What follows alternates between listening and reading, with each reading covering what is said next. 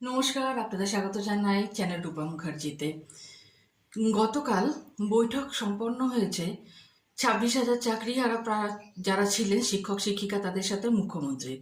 সেখানে মুখ্যমন্ত্রী বলেছেন যে তিনি যোগ্য অযোগ্য উভয়ের পাশেই রয়েছেন এবং যোগ্যদেরকে তিনি অন্য অন্য কোনো ডিপার্টমেন্টে যদি কোনোভাবে পাঠানো যায় সেই ব্যবস্থা করবেন।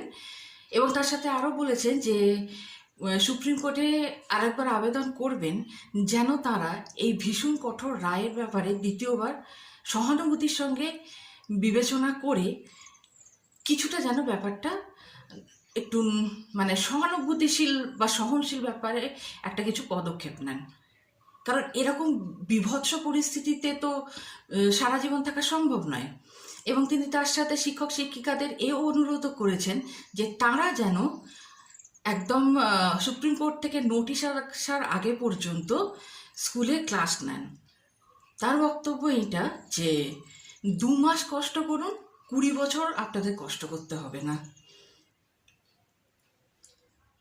এবং সেই অনুষ্ঠানে গিয়ে বিভিন্ন চাকরিহারা শিক্ষক শিক্ষিকারা নিজেদের সমস্যার কথা তুলে ধরেছেন যে তারা কি ভীষণ কষ্টের মধ্যে রয়েছেন এবং তাদের পরিবারের বিভিন্ন লোকেরা যে কিভাবে তাদের উপর ডিপেন্ডেন্ট সেই ব্যাপারগুলো আলোচনা হয়েছে কালকে।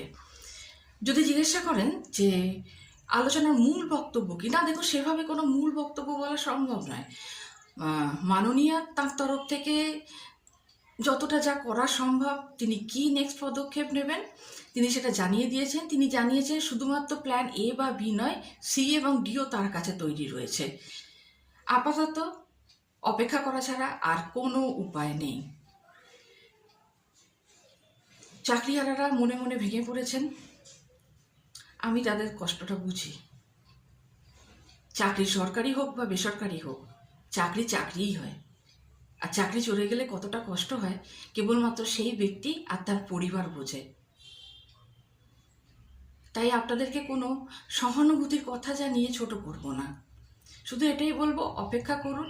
দীর্ঘ পথ, লড়াইয়ে নামতে হবে, দাবি আদায় করতে হবে, সাথে আছি। দেখা যাক আগামী দিন কি ফল নিয়ে আসে। আজকে এই পর্যন্তই। নমস্কার।